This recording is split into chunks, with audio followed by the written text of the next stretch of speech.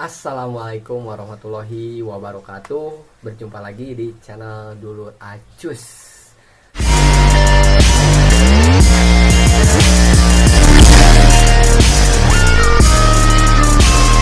Nah, kali ini saya akan berbagi informasi bagaimana cara mendaftarkan anak sebagai peserta BPJS Kesehatan yang gratis atau PBI dari pemerintah, gitu ya.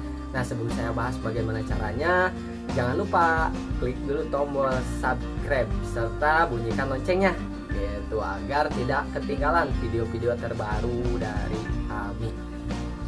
Nah, langsung saja bagaimana caranya? Ada syaratnya ya, agar anak bisa didaftarkan sebagai penerima BPJS Kesehatan dari pemerintah.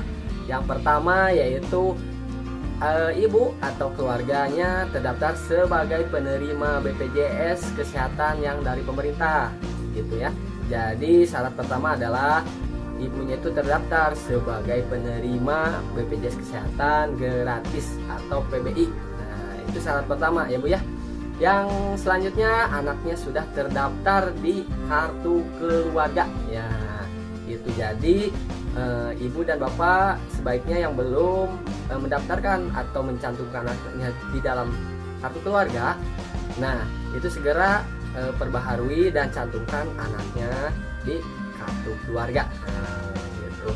Syarat yang ketiga adalah anaknya itu tidak terdaftar sebagai peserta BPJS Kesehatan dari pemerintah ataupun dari perusahaan. Gitu, misalkan bapaknya itu bekerja di suatu perusahaan dan anaknya sempat didaftarkan oleh perusahaan misalkan gitu. Nah, itu tidak bisa ya Bu ya.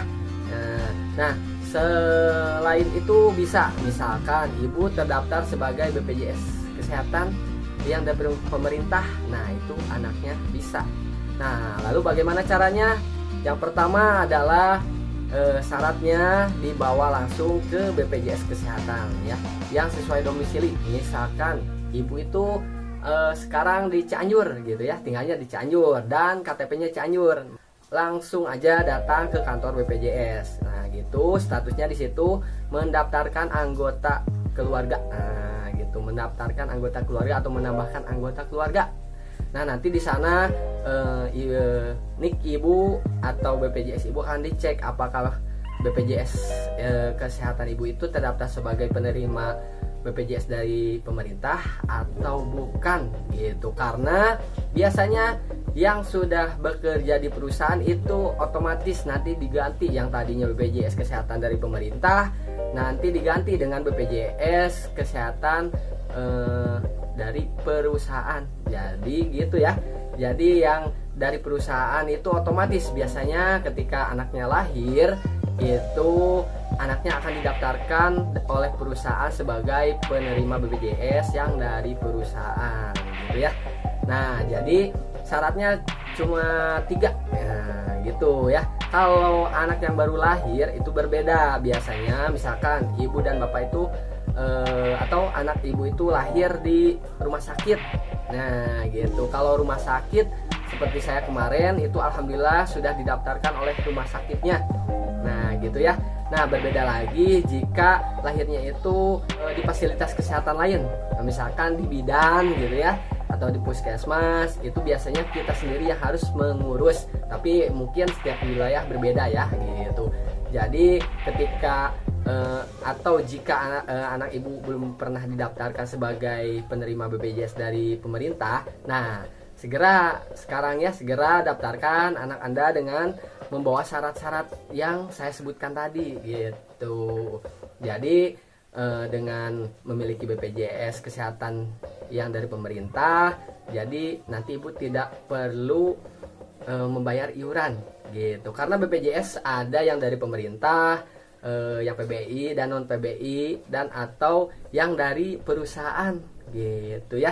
Jadi segera daftarkan. Misalkan anak ibu itu sudah lebih dari 3 bulan misalkan, karena belum tahu gitu, sedangkan ibunya itu sebenarnya terdaftar sebagai penerima BPJS yang gratis. Nah, itu ibu coba langsung daftarkan, datangi kantor BPJS.